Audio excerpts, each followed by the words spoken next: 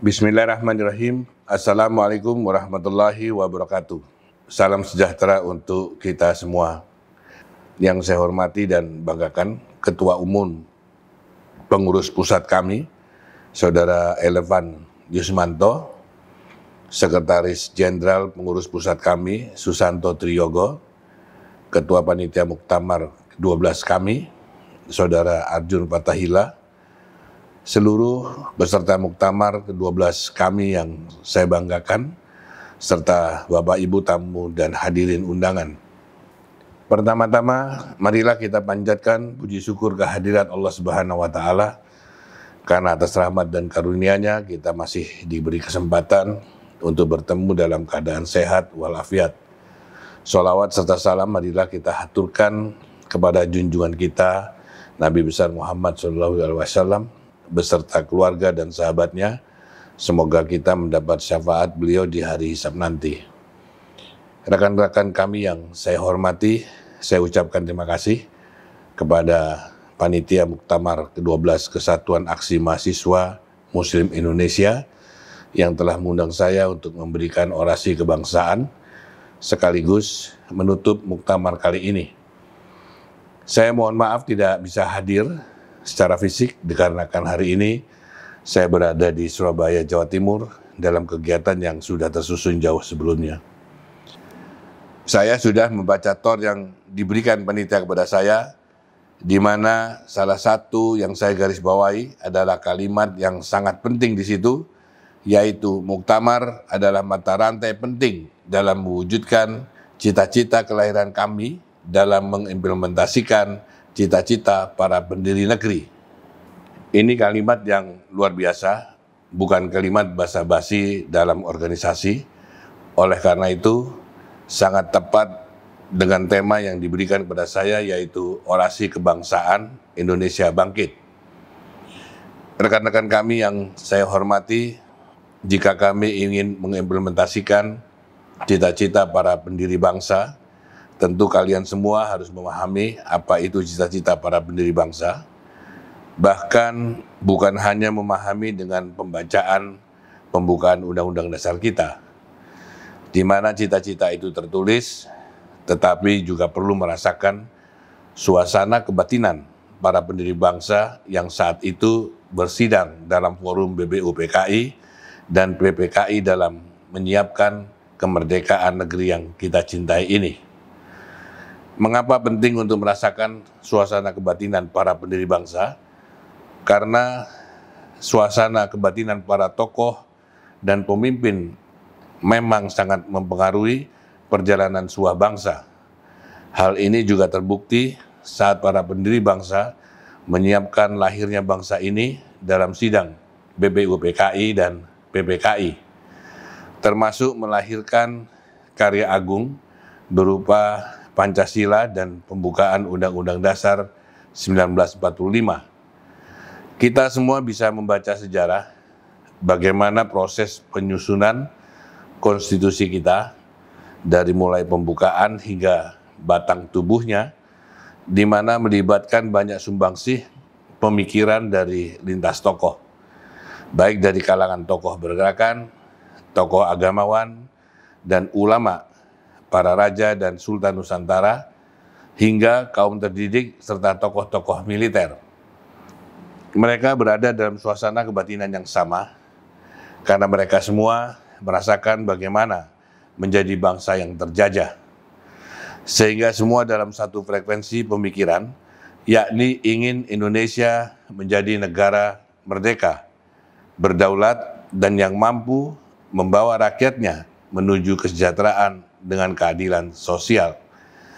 Di mana hal itu tercermin dalam kalimat yang tertulis di pembukaan Undang-Undang Dasar 1945 yang tidak pernah mengalami perubahan. Para pendiri bangsa juga sadar bahwa Indonesia adalah bangsa yang dicita-citakan sebagai negara kesejahteraan yang beragama. Oleh karena itu dalam konstitusi di pasal 29 ayat 1 disebutkan bahwa negara berdasar atas ketuhanan yang Maha Esa. Sehingga konsekuensinya dalam mengatur kehidupan rakyatnya, negara harus berpegang pada kosmologi dan spirit ketuhanan, sehingga semua kebijakan yang dibuat harus diletakkan dalam kerangka etis dan moral agama, sehingga tidak heran bila semua pejabat dan pemangku kekuasaan disumpah dengan menyebut nama Tuhan sesuai agamanya. Itulah mengapa DNA asli bangsa ini berbeda dengan isme-isme yang berkembang di dunia saat itu, apakah itu kapitalisme, liberalisme, maupun sosialisme dan komunisme. Itu semua bisa kita baca dalam kutipan-kutipan pendapat para pendiri bangsa yang saat itu bersidang, menyiapkan kelahiran bangsa ini. Jika kita membaca kalimat-kalimat para pendiri bangsa saat itu, tentu menjadi sangat jelas semangat mereka untuk membangun bangsa Indonesia dengan ciri khas Indonesia sebagai negara ketimuran yang memiliki peradaban dan akar budaya. Sama sekali bukan meniru apa yang saat itu dilakukan oleh negara-negara lain. Seperti dikatakan Muhammad Yamin bahwa negara rakyat Indonesia adalah pemerintahan Suriah, yaitu pemerintahan yang didasarkan atas permusyawaratan antar orang berilmu dan berakal sehat yang dipilih atas faham perwakilan. Demikian juga yang dikatakan Ki Bagus Hadikusumo bahwa kita harus mempersatukan pendapat-pendapat yang bertentangan sehingga menjadi bulat, tetapi persatuan dan kebulatan itu tak mungkin tercapai selagi masih ada watak yang suka memaksakan kehendak sendiri. Dan lebih tegas lagi, apa yang disampaikan Mr. Supomo saat itu, yang mengatakan cara mengangkat pemimpin negara itu hendaknya janganlah diturut secara pilihan menurut sistem demokrasi Barat, oleh karena pilihan secara sistem demokrasi Barat itu berdasar atas faham perseorangan. Saya kutip di sini pendapat Mr. Supomo saat itu, tuan-tuan sekalian, hendaknya insaf kepada konsekuensi dari pendirian menolak dasar perorangan itu. Menolak dasar individualisme berarti menolak juga sistem parlementarisme, menolak sistem demokrasi Barat, menolak sistem yang menyamakan manusia satu sama lain seperti angka-angka belaka yang semuanya sama harganya. Dan dipungkasi dengan pendapat Bung Karno yang mengatakan kalau kita mencari demokrasi, hendaknya bukan demokrasi Barat, tetapi permusyawaratan yang memberi hidup, yang mampu mendatangkan kesejahteraan sosial. Itulah sebagian pemikiran para pendiri bangsa yang berada dalam suasana kebatinan yang sama. Pemikiran-pemikiran jernih tersebut lahir karena mereka merasakan bagaimana menjadi bangsa yang terjajah, dan karena mereka juga bagian dari kaum pergerakan yang terdidik, karena memang semangat kemerdekaan itu bangkit sejak lahirnya perserikatan dan perkumpulan-perkumpulan kaum yang berpikir.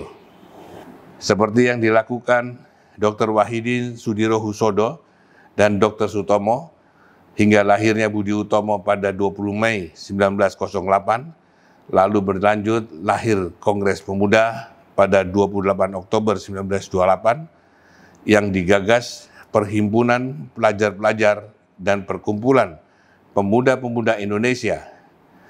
Demikian juga yang dilakukan oleh para tokoh ulama dan agamawan seperti terjadi di Surabaya dengan lahirnya Resolusi Jihad pada 22 Oktober 1945 yang dikeluarkan oleh Rois Akbar Nahdlatul Ulama, Kiai Haji Hasyim Asy'ari, sehingga meletuslah peristiwa 10 November 1945 di Surabaya.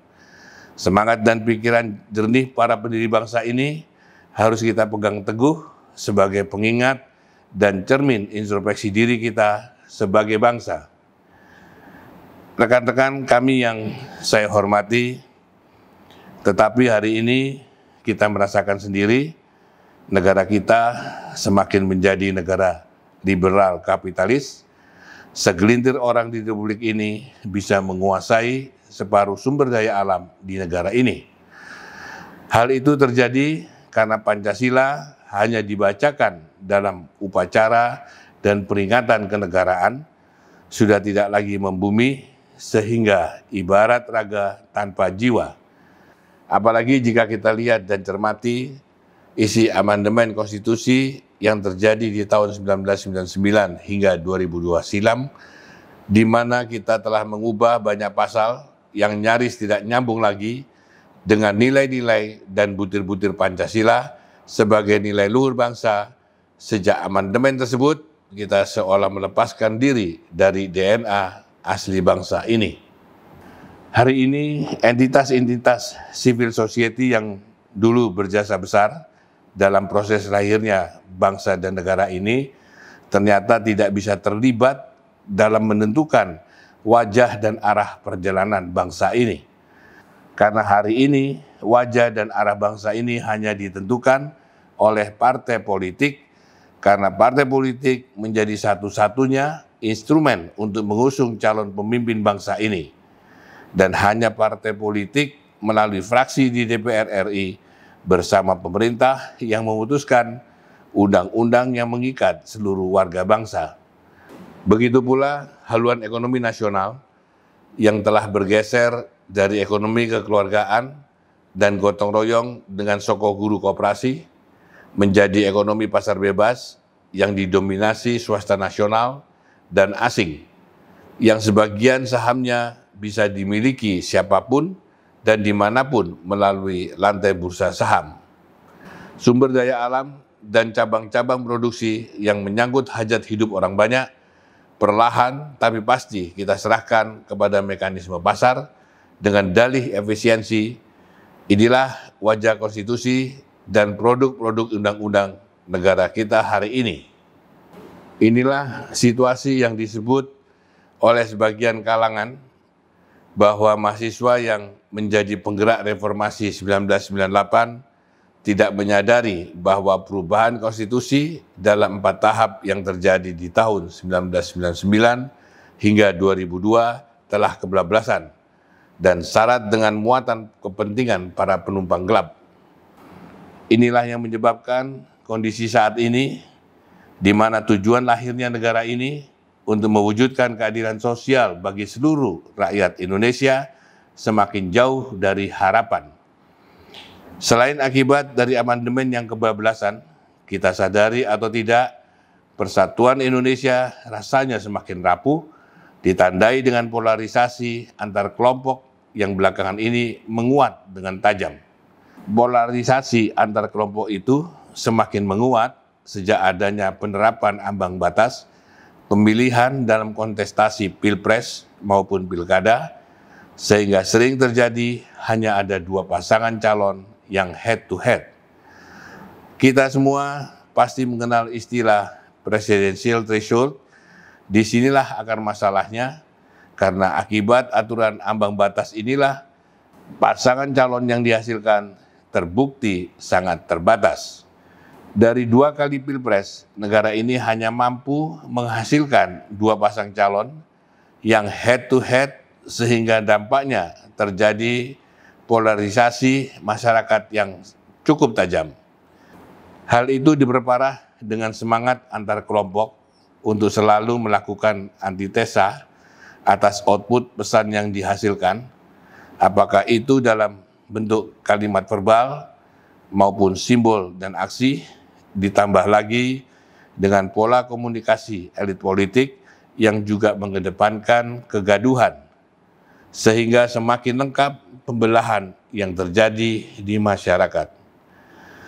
Hingga puncaknya, anak bangsa ini secara tidak sadar membenturkan vis-a-vis Pancasila dengan Islam, padahal tidak ada satupun tesis yang bisa menjelaskan pertentangan antara Pancasila dengan Islam. Dan kita sebagai bangsa disuguhi kegaduhan nasional, di mana sesama anak bangsa saling melakukan persekusi, saling melaporkan ke ranah hukum, seolah tidak ada lagi ruang dialog dan tukar pikiran. Dan semakin menjadi lebih parah ketika ruang-ruang dialog yang ada juga semakin dibatasi dan dipersekusi, baik secara frontal oleh pressure group maupun dibatasi secara resmi oleh institusi negara. Kita menyaksikan sweeping bendera, sweeping chaos, sweeping forum diskusi, pembubaran forum pertemuan, dan lain sebagainya yang sama sekali tidak mencerminkan kehidupan di negara demokrasi, tetapi lebih kepada tradisi barbar. Sehingga tidak heran bila sejumlah lembaga internasional menyatakan bahwa indeks demokrasi di Indonesia mengalami kemunduran. Inilah dampak buruk dari penerapan ambang batas pencalonan presiden, atau dalam kasus tertentu juga terjadi di ajang pemilihan kepala daerah, di mana rakyat dihadapkan hanya kepada dua pilihan. Sehingga kita kembali kepada tujuan hakiki dari muktamar kami, di mana dikatakan muktamar sebagai mata rantai penting dalam mewujudkan cita-cita kelahiran kami untuk mengimplementasikan cita-cita pendiri negeri. Maka sudah seharusnya kami mengambil posisi dalam situasi kebangsaan saat ini. Sudah seharusnya kami memandang rencana amandemen perubahan kelima yang kini tengah bergulir sebagai momentum untuk melakukan koreksi atas sistem tata negara sekaligus arah perjalanan bangsa ini.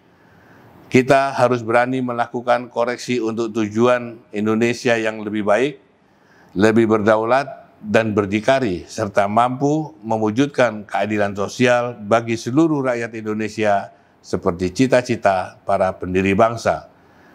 DPD RI akan sekuat tenaga memperjuangkan hal itu. Tentu DPD RI akan mendapatkan dorongan energi bila para mahasiswa yang tergabung di dalam kami juga menjadikan agenda amandemen konstitusi sebagai momentum yang sama dengan DPD RI. Kiranya itu yang dapat saya sampaikan. Semoga menjadi manfaat bagi kita semua dan membawa semangat untuk kebaikan Indonesia yang kita cintai ini. Dan dengan mengucapkan Alhamdulillahirabbil alamin, Muktamar ke-12 Kesatuan Aksi Mahasiswa Muslim Indonesia saya nyatakan selesai dan ditutup. Wabillahi taufiq wal hidayah. Wassalamualaikum warahmatullahi wabarakatuh.